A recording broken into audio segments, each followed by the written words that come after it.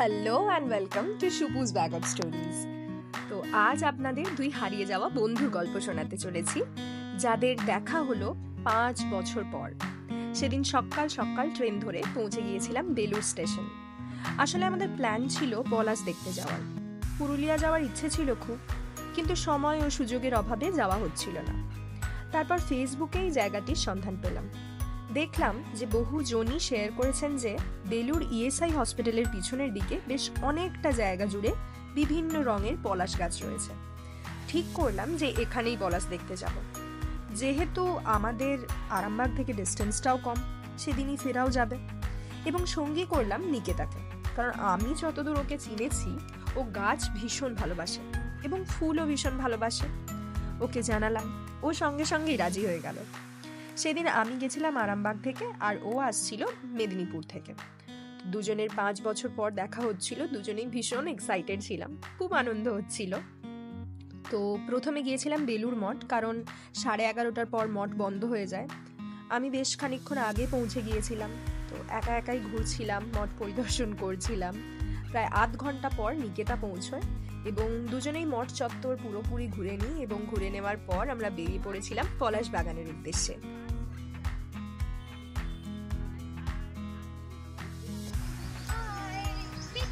তো চলুন দেখা যাক নিকেতা কিভাবে আপনাদের পলাশ বাগান ঘুরিয়ে দেখায় এবং কি কি খ্যাপামো আমরা করি।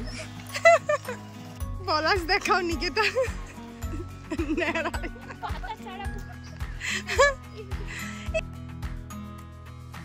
আর সত্যি ওখানে পৌঁছে মন ভালো হয়ে গেছিল। এত রঙের পলাশ, কমলা, হলুদ, চারদিকটা রঙে ভরে গেছিল এবং প্রচুর লোকজনও ছিলেন। অনেকে তো ওখানে দোলও খেলছিলেন, অনেকে পলাশের মালা গলায় দিয়ে ঘুরছিলেন। ভীষণ একটা আলাদাই আনন্দের অ্যাটমসফিয়ার ছিল চারদিকে, আমাদের খুব ভালো লাগছে। একটা হাই কর।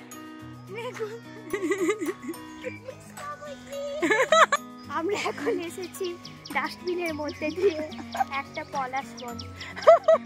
কিভাবে মানুষ খাজানা খুঁজে পায়। দেখাও আমাদেরকে নিকেতা খাজানা। Look at the tree.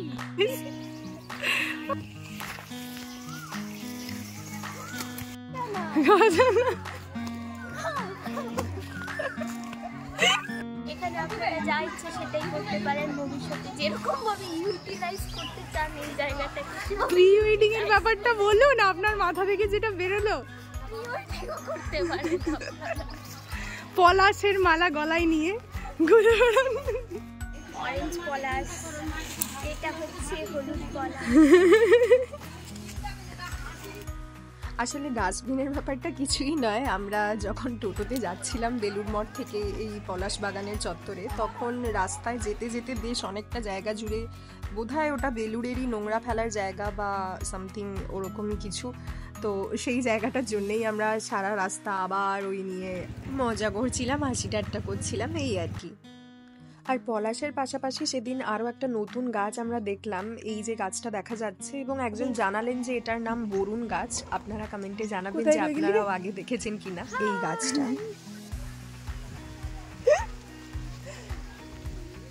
আমরা এখানে কত গাছ দেখতে পেলাম, বরুণ, অশোক, পলাশ।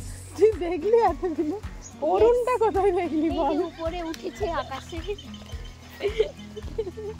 বাহ, এইটা খুব ভালো বললি রে। হ্যাঁ সত্যি, বাহ।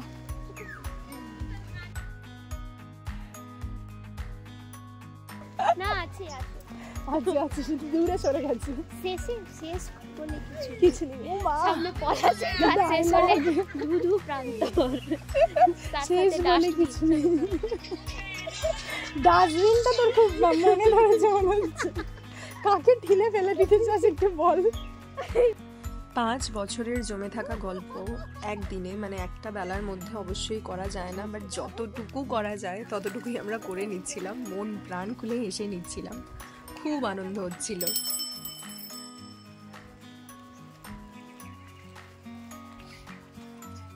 কি সুন্দর লাগছে এখান থেকে। সব কিছুই ভালো ছিল সেদিন, খুবই ভালো লাগছিল, কিন্তু শুধু আমরা খুব একটা ভালো খাবার দোকান পাইনি সেদিন বেলুড় স্টেশনের কাছে। আমাদের প্ল্যান ছিল না ভাত খাওয়ার, আমরা ঠিক করেছিলাম যে অন্য কিছু খাবো, বাট রেস্টুরেন্ট না পাওয়ায় শেষ পর্যন্ত ভাতই খেতে হয়। তো আপনারা যদি কেউ জেনে থাকেন স্টেশনের কাছাকাছি, বেলুড় স্টেশনের কাছাকাছি কোনো ভালো খাবারের দোকান, প্লিজ কমেন্ট বক্সে জানাবেন, যাতে পরবর্তীকালে যদি আমরা আবার যাই ওখানে যেতে পারি।